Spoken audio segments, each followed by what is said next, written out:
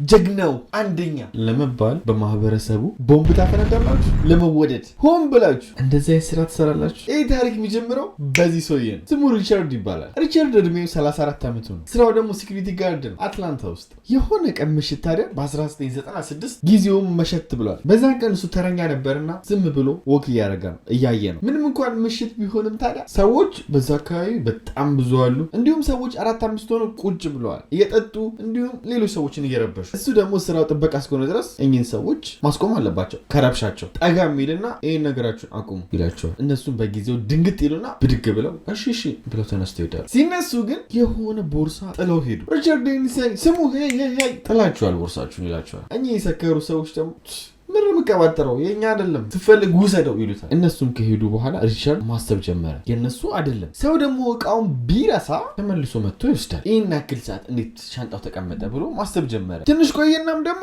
ይሄ ነገር እንደውም ቦምብ ነው አለ። እንዴት ቦምብ ይሆናል ብሎ እንዳሰበ አላውቅም፣ ግን በቃ ቦምብ ነው አለ። ወዲያውም ታዲያ በዎኪ ቶኪ አለቃው ጋር ቦምብ አለ እዚህ አካባቢ ብሎ ሪፖርት አደረገ። አለቃውም ይሄን ነገር በሰማ ጊዜ ወዲያው የቦምብ ስኳዶች ይልካል። አክሻፊዎች የምር ቦምብ ከሆነ ብለው። ግን ቦምብ ስኳዱ እዛ ቦታ ሳይደርስ ሌላ ኤጀንት ይመጣል። ጠጋ ብሎ ቀስ ብሎ በፍላሽ ላይት አድርጎ ያየዋል። ቦርሳውን ውስጡ ቦምብ ነው፣ ትክክለኛ ቦምብ። ቦምቡም ደግሞ ምን አይነት ቦምብ ነው? በጣም አስቀያሚ። ልክ ሲፈነዳ ውስጡ ሹልሹል ሚስማሮች ነው ያሉት፣ እላያችሁ ላይ ስክት ነው የሚሉት። እናም ደግሞ አስቀያሚው ነገር ሊፈነዳ ተቃርቧል። ዞር ብሎ ለሪቻርድ አዎ ቦምብ ነው አለው። በዚህ ሰዓት ደግሞ አብረውት የነበሩ ሰዎች ነበሩ። እነሱም ሰምተው ደነገጡ፣ መሮጥ ጀመሩ። ሪቻርድ ግን እንደሌሎቹ አልሮጠም።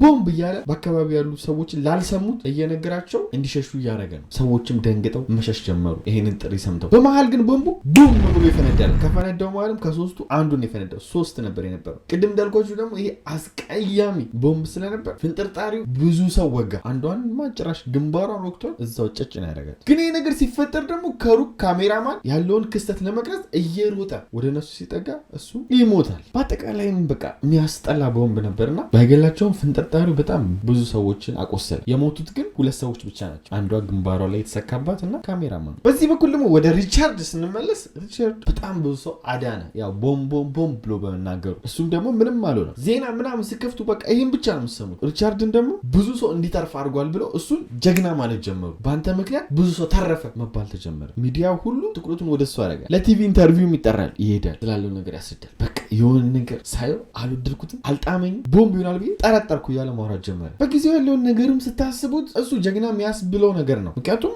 እሱ ያን ነገር ባያውቀው በጣም ብዙ ሰዎች ጥቃት ይደርሳል። በተጨማሪ ደግሞ እንዳልኳችሁ የሚያስጠላ ቦምብ ስለሆነ ያ እነዚያ ተጠርጣሪዎች ሆስፒታል ራሱ ለማከም በጣም አስቸጋሪ ናቸው። በቃ ሰውነታችሁ ስክትክት ብለው ለዶክተሮቹ በጣም ትልቅ ስራ ነበር የሚሆነው ሰዎችን ለማዳን። በቃ ሪቻርድ እናመሰግናለን እንወዳለን የሚለው ሰው ብዙ ነው። ግን የሆነ ጓደኛው በቅርበት የሚያውቀው ለኤፍቢአይ ደውሎ ሪቻርድ እንደምታስቡት ሰው አይደለም፣ ራሱ ነው ቦምቡን ያጠምደው ይላቸዋል። ኤፍቢአይ በዚህ በኩል ደግሞ ምንም ያገኙት መረጃ የለም፣ ማን ይሆናል ብለው የጠረጠሩት ሰው የለም። ነገሩ ድፍን ብሎባቸዋል። ስለዚህ ትኩረታቸውን ወደ ሪቻርድ አድርገው እሱን መከታተል ጀመሩ። ይህ ነገር ደግሞ ኤፍቢአዮች ይዘውት በድብቅ አልነበረም ሲመረምሩ የነበረው፣ ለጋዜጠኞች ተናገሩ። ታዲያም ጋዜጠኞች ተመቻቸው። መጀመሪያ ጀግናው ብለው ሲያሞካሹት ነበር። አሁን ግን ራሱ ትኩረት ለመሳብ ያደረገው ነው ብለው ጉዱን አወጡበት። በቃ ተቀባበሉት። ኤፍቢአይ በዚህ በኩል ደግሞ ተጨባጭ መረጃ መፈለግ ጀመረ እሱ ላይ። ሪቻርድ የሚኖረው ከእናቱ ጋር ነበር። ሚዲያዎች ደግሞ የት እንደሚኖር ስለሚያውቁ እቤቱ ሁሉ አላስቀምጥ ይሉታል። እየሄዱ በሩ ላይ መንቀሳቀስ አይችልም፣ መውጣት አይችልም። ሙሉ ነገሩን በቪዲዮ መከታተል ጀመሩ። ሲያገኙትም ለኢንተርቪው መሯሯጥ ጀመሩ። በቃ ሪቻርድ ቁም ስቅሉን ማሳየት ጀመሩ። ይህም ትክክለኛ ቪዲዮ ነው። ሚዲያው ምን ያክል ትኩረት ፈልጎ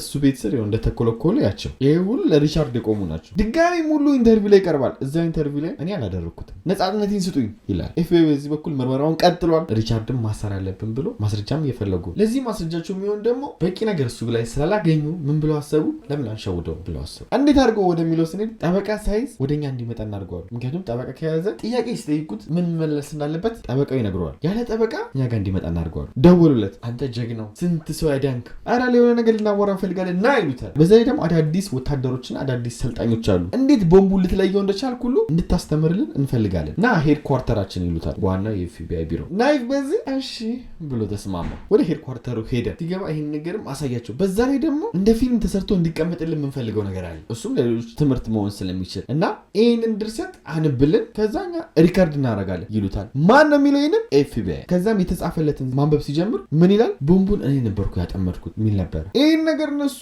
መረጃ እዛ ጋር ትክክለኛ መረጃ ስላላገኙበት ይህንን መረጃ ፍርድ ቤት ሊጠቀሙበት ስለፈለጉ ነው እንዲህ ላይ ፈለጉት። እሱ ደግሞ ቀላል ሰው አልነበረም። በእንደዚህ አይነት ትሪኪ በሆነች ነገር ሊሸውሉት አይችሉም። ምክንያቱም እሱም የሆነ ሲኩሪቲ ውስጥ ስለሰራ እንደዚህ ነገሮችን ያውቃቸዋል። አይ ቆይ ስቲል እና በእነሱ ስልክ ጓደኛው ጋር ይደውላል። ጓደኛው ደግሞ ጠበቃ ነው። እንደዚህ ያደረጉኝ እኮ እንደዚህም እያሉኝ ነው ምን ትላለህ ሲለው ኖ ምንም አይነት ቃል እንዳትሰጥ፣ ምንም አይነት ንግግር እንዳታረግ፣ ቀጥ ብለህ ውጣ ይለዋል። በዚህም ኤፍቢአይ ምንም አይነት መረጃ ሳያገኙ ቀሩ። ያንቀን ግን ችግሩ በቀላሉ ሊፋቱት አልቻሉም። አሁንም መረጃ እየፈለጉ እሱን መከታተል ጀመሩ። ምክንያቱም በዛ ሰዓት ከሱ ውጭ ትንሽ እንኳን ፍንጭ የተገኘበት ሰው ስላልነበረ መረጃ እስከሚያገኙ አልተውትም። ወዲያውም ደግሞ ከፍርድ ቤት ቤቱን ማስፈተሻ ፈቃድ ያወጡና ቤቱን ሄደው መፈተሽ ይጀምራሉ። ለዚህም ደግሞ እሱ ውጪ መሆን ነበረበትና ውጪ ሲወጣ ደግሞ ሚዲያ በዚህ በኩል ያስጨንቀዋል። ውስጥ ኤፍቢአይ፣ ውጪ ደግሞ ሚዲያው። ኤፍቢአዮች ግን ውስጥ ገብተው ምንም ያገኙት መረጃ የሚሆናቸው ምንጭ አልነበረ። ግን ይሄ ነገር ለሶስት ወር ቀጠለ። እሱ ላይ ክትትል እያደረጉ ሚዲያው በዚህ በኩል ሪቻርድን እንዳይንቀሳቀስ አድርጎታል። ኤፍቢአይ በዚህ በኩል ስራ እንዳይሰራ አድርገውታል። ሪቻርድ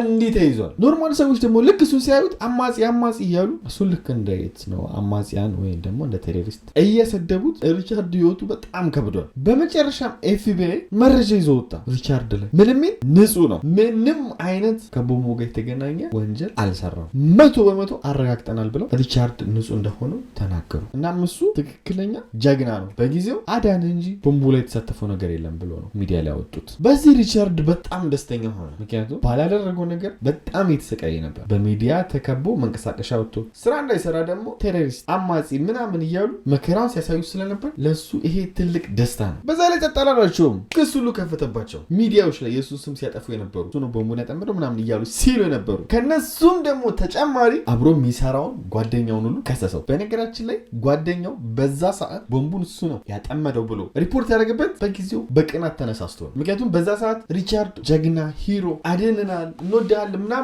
እያሉ ስለነበር በዚህ ደግሞ እሱ ቀንዶ ስለነበር ሪቻርድ ላይ ሪፖርት ያደረገው። አስቡት የራሳችሁ ጓደኛ የእናንተ ቁጥር አንድ ጠላት ሲሆን ሁሌም የእናንተ ደጋፊ የሚሆነው ማያውቃችሁ ሰው ነው። ሁሌም የእናንተ ምቀኛ የሚሆነው የሚያውቃችሁ ሰው ነው። ብዙ ጊዜም ይባላል ጠላት ከሩቅ አይመጣም። ብቻ ሪቻርድ እሱንም ከሰሰው። ከፍርድ ቤትም በሚዲያዎቹ በኩል በጣም ብዙ ብር አገኘ ስሙን ስላጠፉ። ይህን ብር ደግሞ ቅድም ታሪኩ ላይ ምን ብያችሁ ነበር? ከእናቱ ጋር ነበር የሚኖረው አልኳችሁ። ለእናቱና ለሱ ቆንጆ ቤት ይገዛበታል። በመጨረሻም ፖሊሶችም ከአመታቶች በኋላ 2003 ላይ ትክክለኛውን ያንን ቦምብ ያጠመደውን ሰው ያዙት። ይህም የአጥማጁ ትክክለኛ ፎቶ ነው። ከዚህ ታሪክ አንድ የምትማሩት ነገር ቅድም እንዳልኳችሁ ጠላት ከሩቅ እንደማይመጣ ነው። የዛሬ ቪዲዮ ይሄን ይመስላል። ሰብስክራይብ ደግሞ እያደረጋችኋል። በሪሞትም በምንም አድርጋችሁ ላይክም ሰብስክራይብ ማድረግ አትርሱ። ሜምበር መሆን ከፈለጋችሁ ከታች ስማችሁ እንዲጻፋል። ወዳችኋለሁ። በቀጣይ እንገናኛለን። ቻው